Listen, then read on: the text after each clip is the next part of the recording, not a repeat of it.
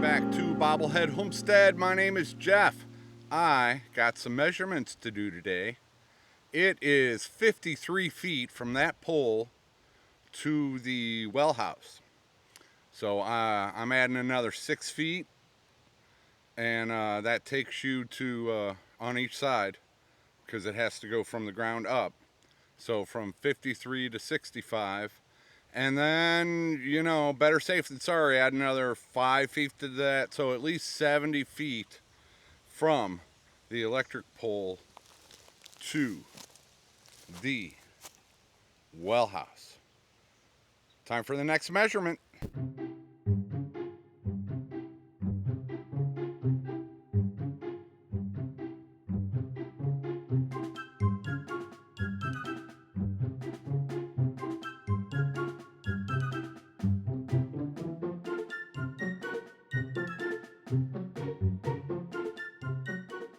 This is where I will be putting an RV electrical hookup and water spigot right here in the afternoon shade.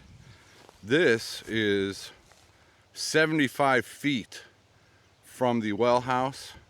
I'll be running both water and electric to this area, so I gotta figure 75 feet plus whatever's needed to go up the post for the electric and up into the well house. So probably figure at least 90 feet.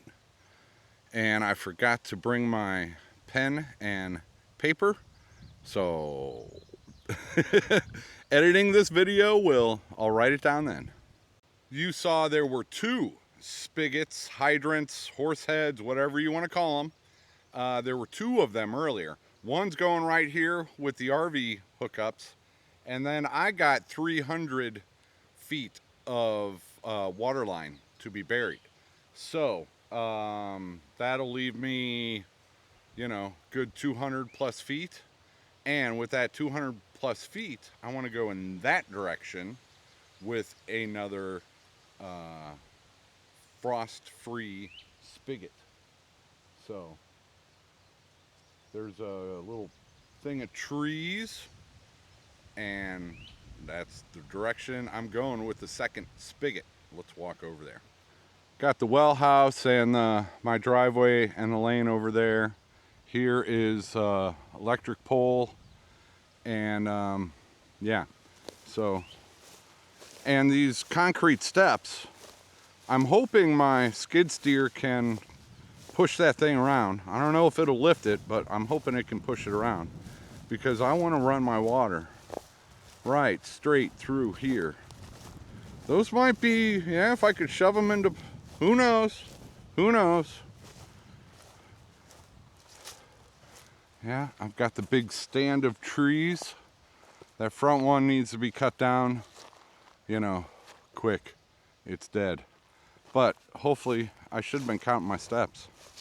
As far as that the rest of the water line will go, I want to go out here. So I am moving water, further back on my property, because you never know. Someday there might be some sheep roaming around here. A couple milk cows. And, they have to have calves to stay in milk. So a couple milk cows and their calves. And boy calves can go to freezer camp. And anyway, that's all future dreams. But this will help set me up to start putting water further into my property. And I can put a T for future expansion. So I can have a hydrant here close to this wonderful stand of trees and all the amazing shade that it provides in the morning and then the afternoon. You have to get directly in the direct, midday when it's directly overhead. There's shade under the trees. Yep, but in the morning there's shade over there. In the afternoon there's a lot of shade over there. That will be beneficial. So yeah, I want to come over with skid steer, take out that tree, take out that tree, take out that tree, take out those trees, and because those are the thorny locusts, which are good trees, I understand. I don't even know what that one is, but I don't want them here, and so that's that.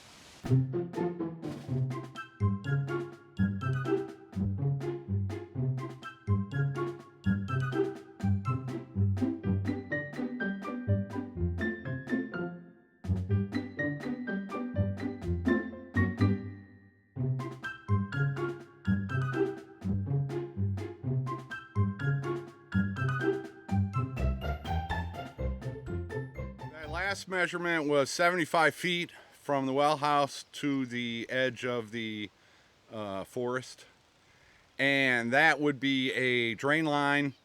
If I'm able to put an outdoor shower and a utility sink and a washing machine in and around the well house, having a gray water drain, yep, so might as well measure that now.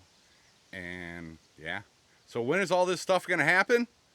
Depends on the weather, man. The forecast for rain, and yeah, today it's supposed to be 88, and I can feel it. I can feel that 88 today, but with the rain will come cooler temperatures. So hopefully we get to cooler temperatures and not as much rain as they think we're gonna get. But yeah, this is gonna depend on the weather. It's all got to be done as soon as possible, and we got a plan, and hopefully the weather cooperates.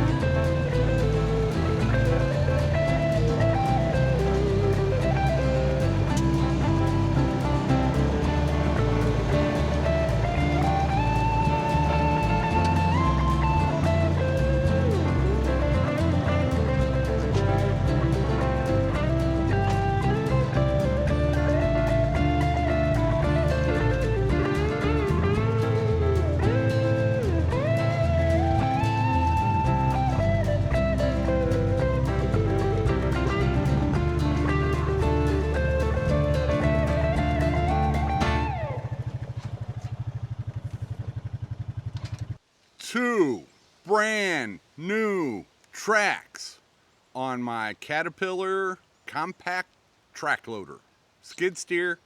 I don't care what you call it.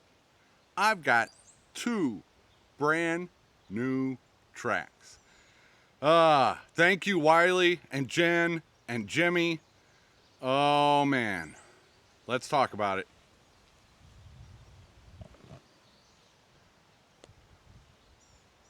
Hey, Bob. Bob. Bob. Bob. Bob. Hey, Bob. Bob. Bob. Bob. Bob. You don't care. It took them a good 6 hours. And they kept at it. They wouldn't give up. Tried this, tried that, tried this again, tried that again, tried. And they got the job done. About 3 hours on Friday with Wiley and Jen. They got one of the tracks off. And then Saturday, Jimmy, who is, well, we can all blame Drew for knowing Jimmy. Jimmy is Drew's fault. But yeah, Jimmy, another 3 hours on Saturday, and they got it done. It was not easy. Luckily, it wasn't 90 degrees and sunny, but still, that was a massive labor. At one point, I'm just standing there helpless because I don't know nothing about any of this, and I wish I watched the same videos Wiley did, and I, you know. So at one point I just went, you know, I am jinxing it. I'm gonna go inside for a while. And so I went inside and watched through the window, and you know, about 10 minutes later they had the first track on. So yeah, once my jinx went out of effect and I went inside, they got the first one on. And then it was the second one did not take as long. These are brand new tracks, so they are not stretched out. And for this particular type of undercarriage, it's an ASV track system. There just aren't many shortcuts. They sell these tools to help put tracks on, but it's $800 for the tools. And Wiley had a great plan. I mean, I watched all the same videos he did, and he was just, you know, he had all the smarts to do it. It just, you know, it came down to brute force. And he had his tractor over here the whole time, but it came down to brute force. I did not film it because, you know, people are working. I can't be out there. It's bad enough I was jinxing them by standing there watching, so I didn't film them. But a huge thanks goes to working with Wiley, our mountain home, and Jimmy. Bob. Hi. Hello, Bob. And Drew gets a honorable mention for introducing us all to the legend, the man, the myth, Jimmy.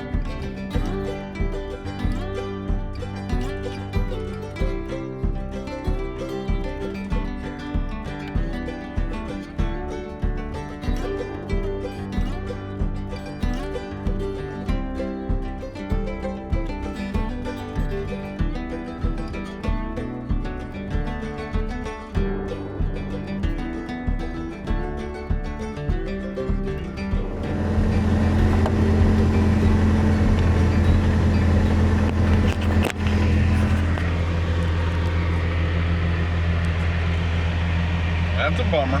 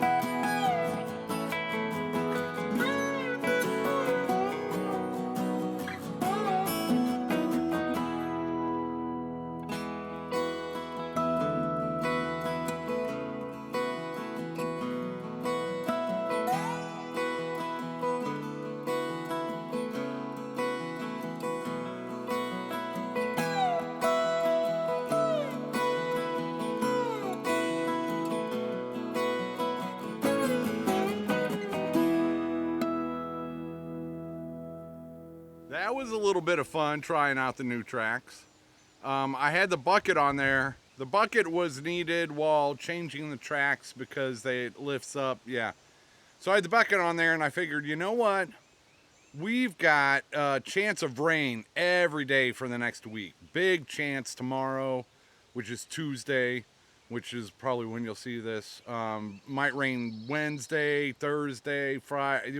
Yeah, definitely going to rain tomorrow. So I had the bucket on there. I figured let's finish this Hügelkultur bed.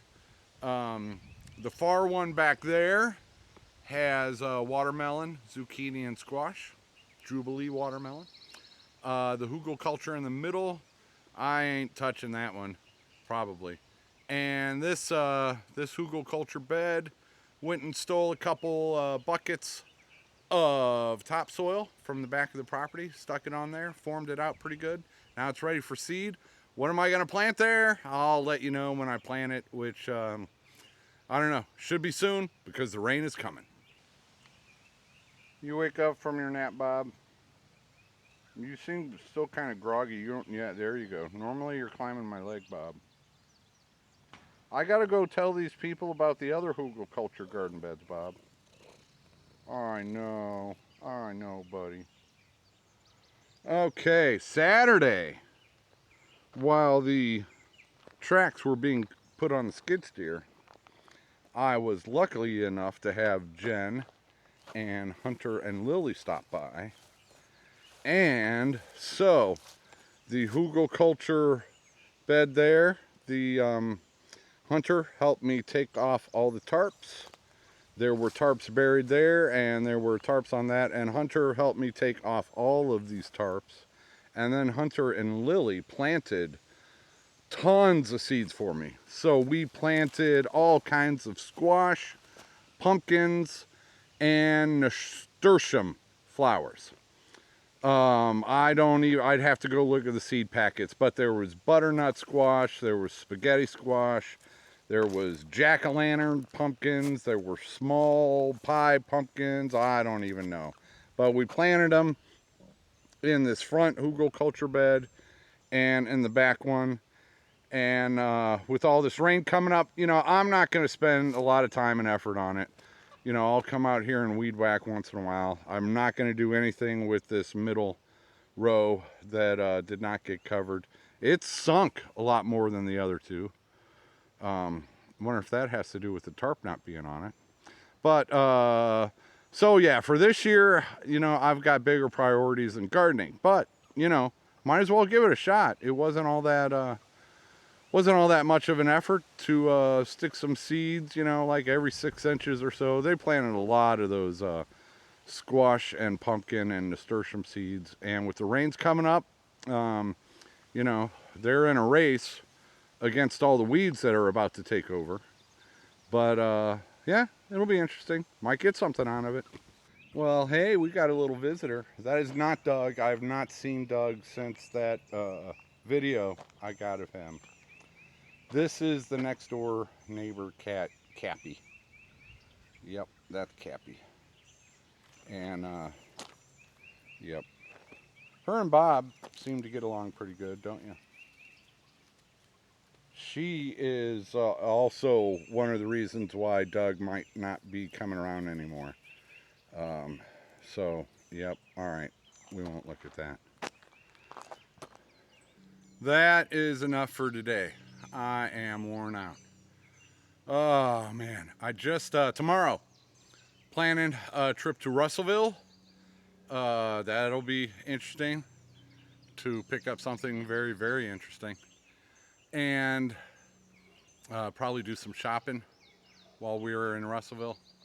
Anyway, I needed to take care of all my chickens tonight so that I don't have to worry about it tomorrow. So all of the chickens and chicks and everybody is taken care of, at least till I get home tomorrow night. They all have food and enough food and water for 24 hours. And then some. And then I've got, for the baby chicks, I've got some ready. They'll go through some tonight, so that's all I have to do in the morning is just put the food and water in with the 3 groups of baby chicks, and then I can head off to Russellville and do what needs to be done. So that's all for this video. Thanks for watching. Thanks for everything. Take it easy.